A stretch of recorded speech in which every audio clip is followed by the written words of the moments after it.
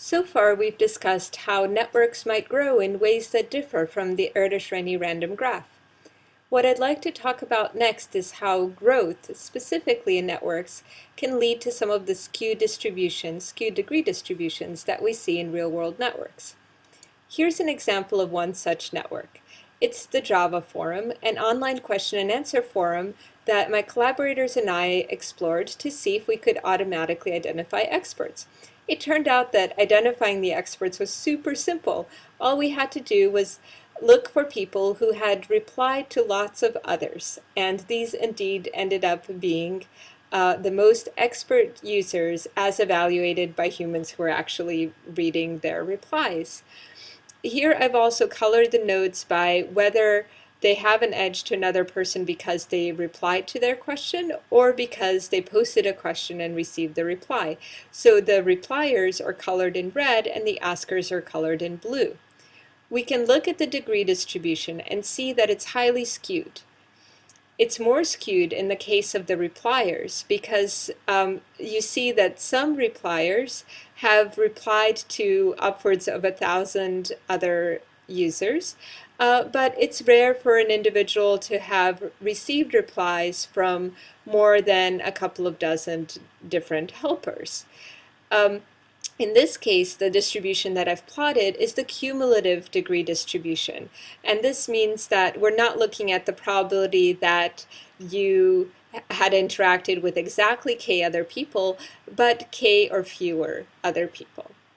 In any case, we do see some deviation from a straight line, but overall, especially for the repliers, we see a very high skew.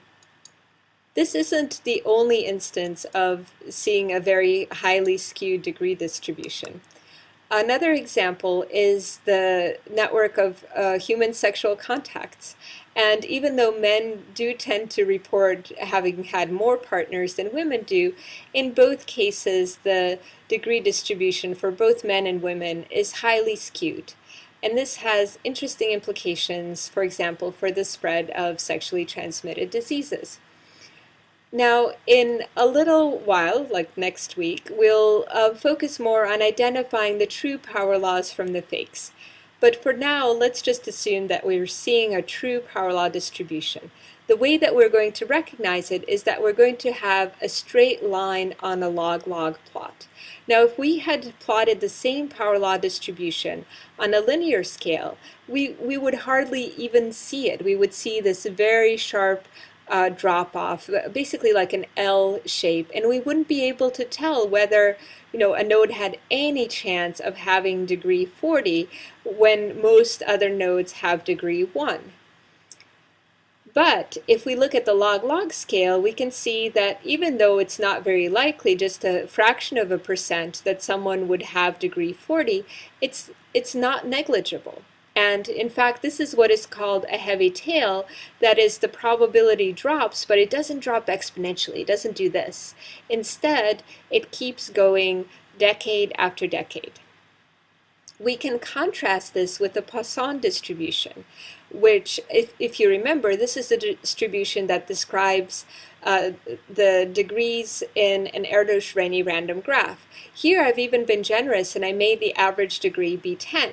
And now we might ask the same question: what is the probability that someone has degree 40? Well, on the linear scale, it looks 0, like it did for the power law distribution.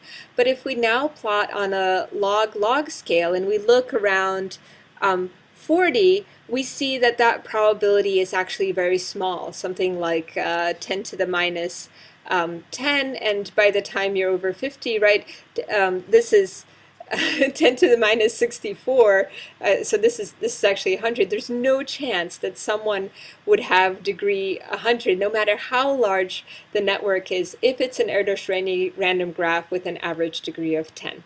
So there's a very stark contrast between the Poisson distribution of the Erdős-Rényi and the power law distribution that we see in many real-world networks. So let's look at this power law distribution.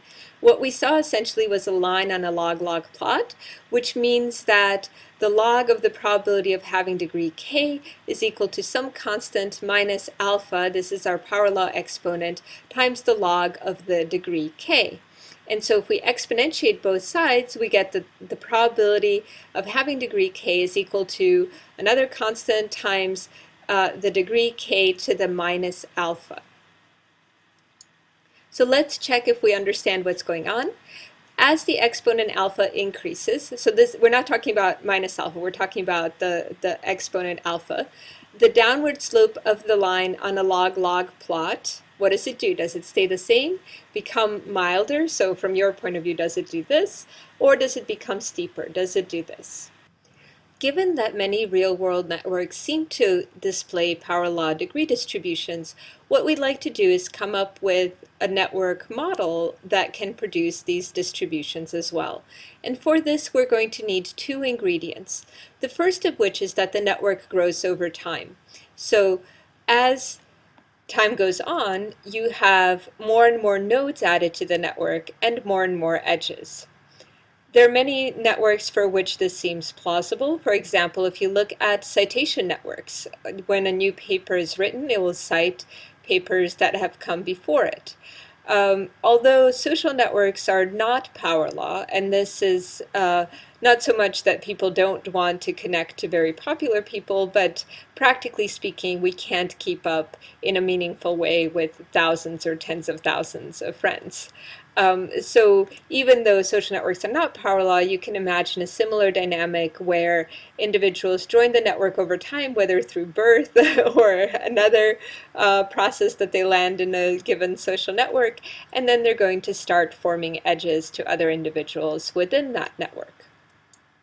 There's going to be a second component, which is that when you come into the network, you're going to have some edges that are allocated. For example, if you're a new paper, you're going to have, say, 30 or 100 or who knows how many citations that you're going to give to the papers that have come before you. So in the social network context, what you're deciding between, or I guess let's stick to the papers. So in the papers context, what you're deciding between is citing a paper that no one else has cited or citing a paper that lots of other people have cited. In the social network context, you might be deciding between connecting to someone who doesn't have many, if any other connections, or connecting to someone who's popular and has lots of social ties.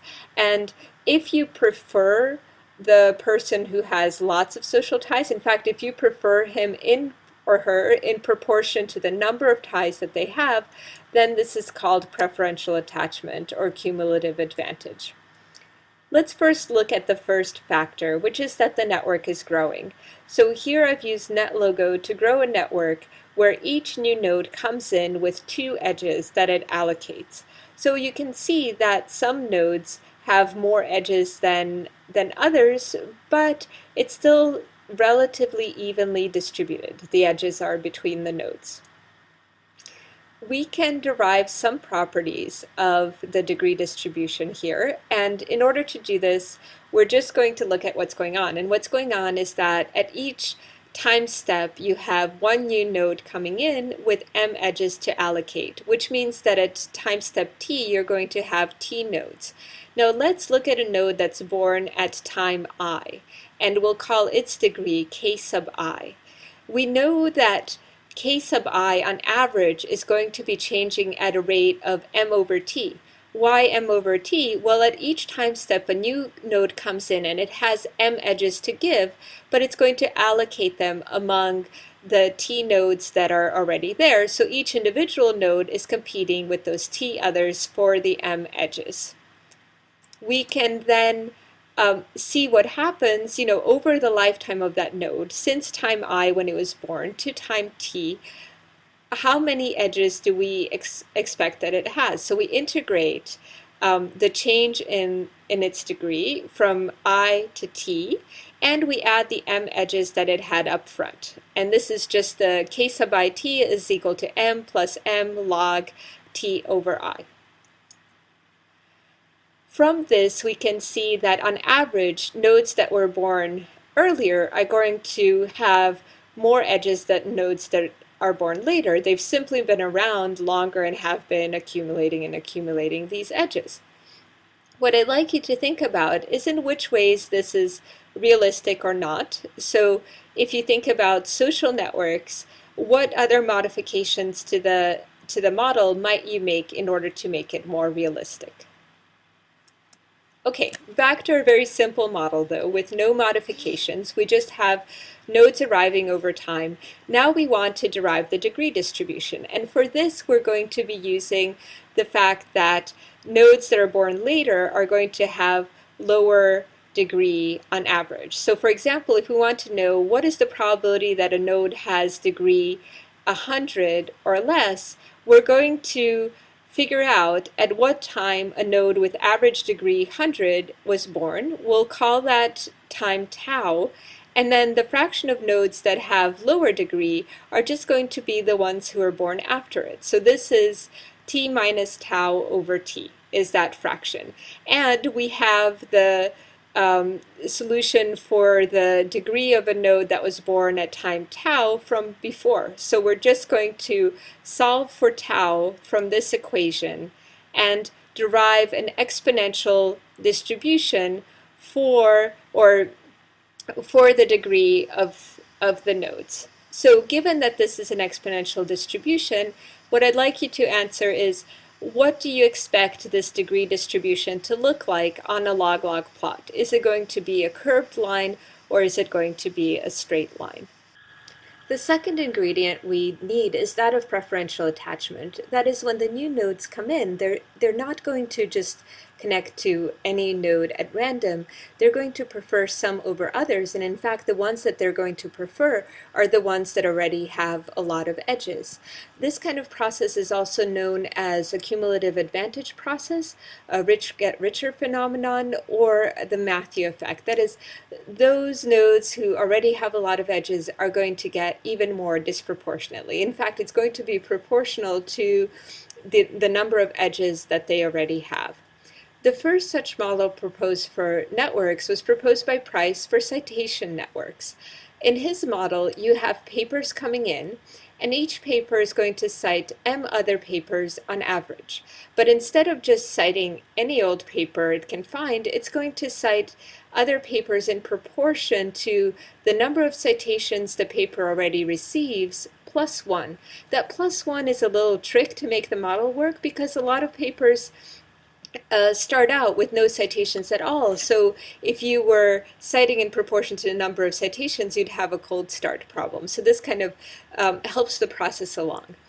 The process generates a very nice degree distribution, which has a power law exponent with alpha equal to 2 plus 1 over m.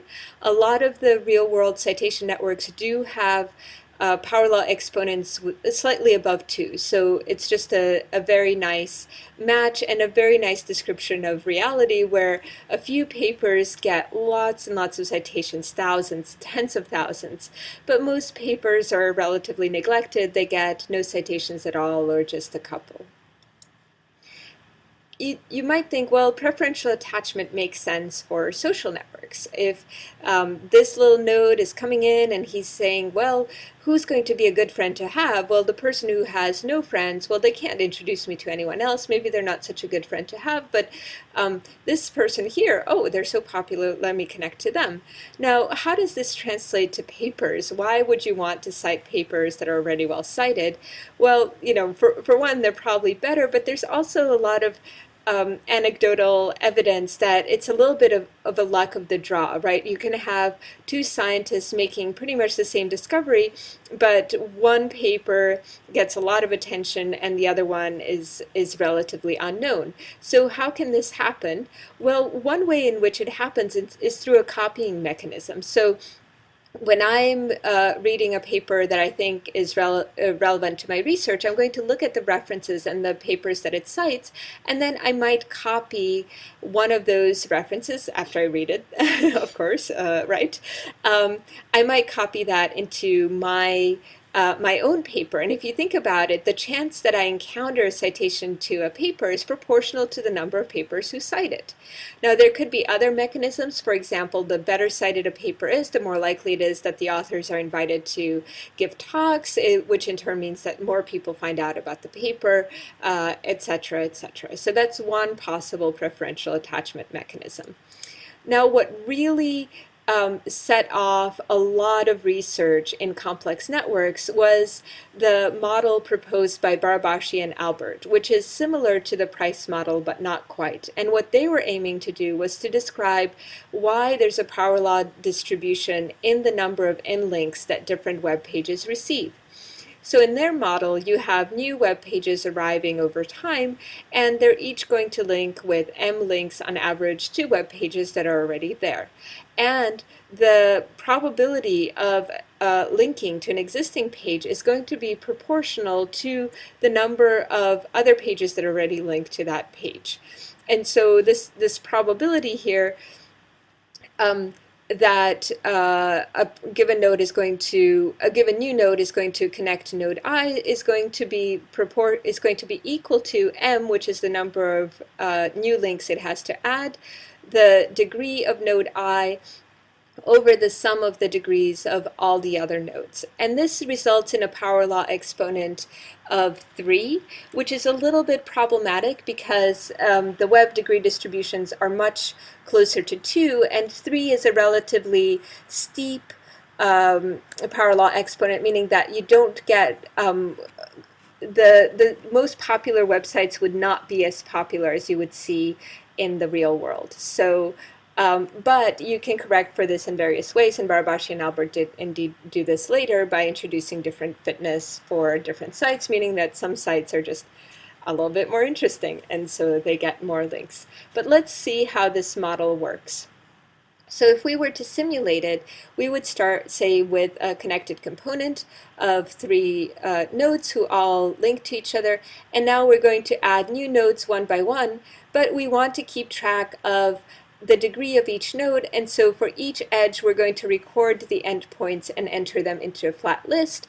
And then when a new node comes in, so say 4 comes in, it's going to choose from this list of 1, 1, 2, 2, 3, 3.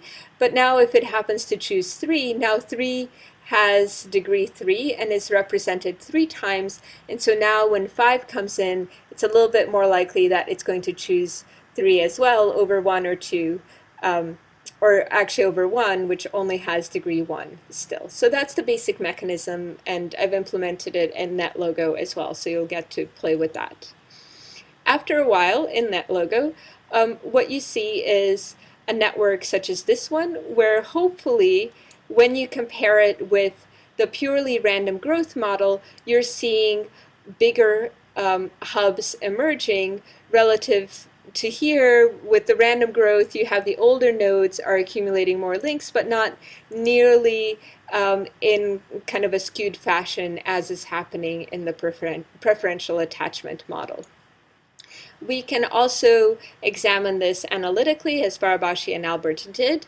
So again, we're just looking at how the degree of a node I changes over time, and we've already specified this. So at each time step there are m new links going around, and they're going to be allocated in proportion to the degree of the node divided by the sum of the degrees, and here it's just t times m edges, and you have 2 endpoints for each edge, so it's just t times m times 2.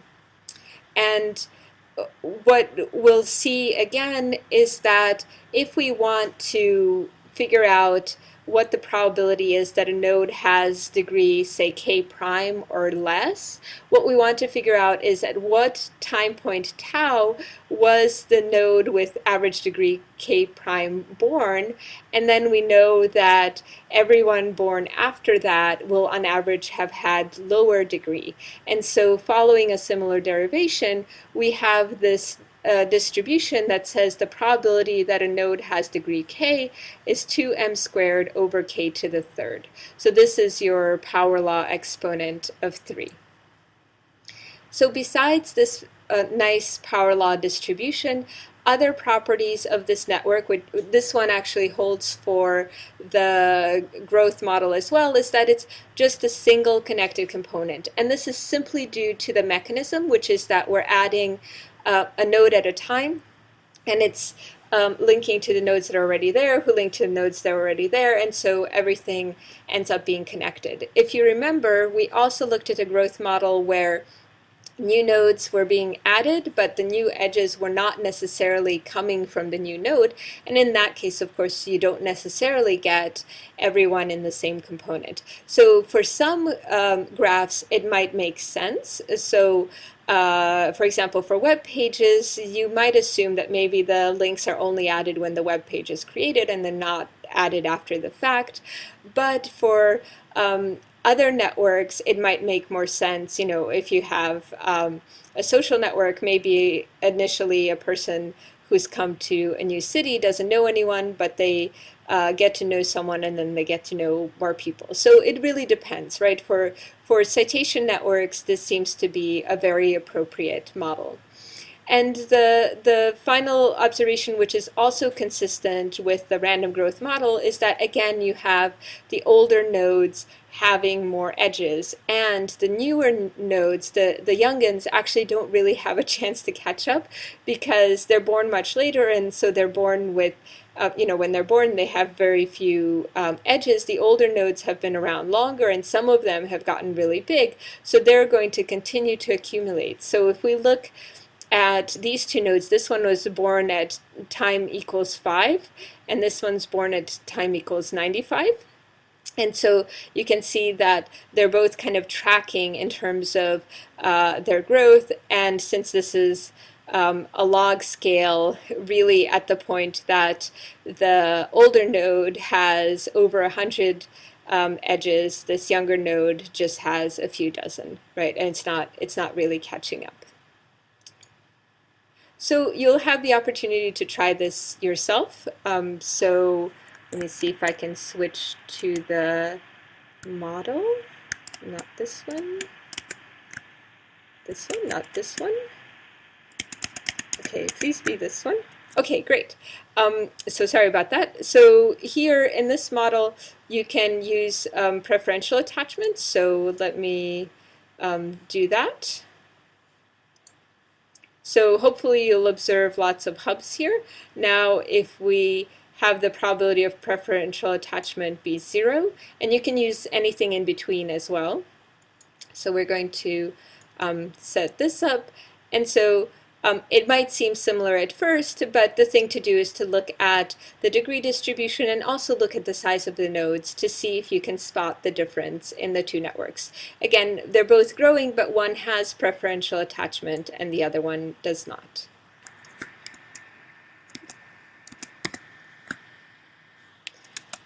So just to test your understanding, relative to the random growth model, the degree distribution in the preferential attachment model is going to resemble a power law distribution less or more.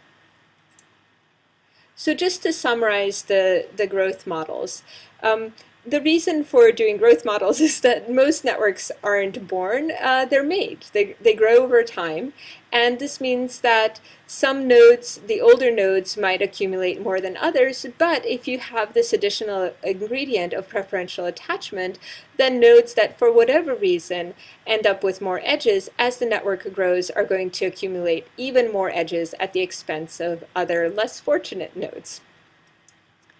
Now, for the assignment this week, what you'll be doing is looking at the implications of these models for diffusion.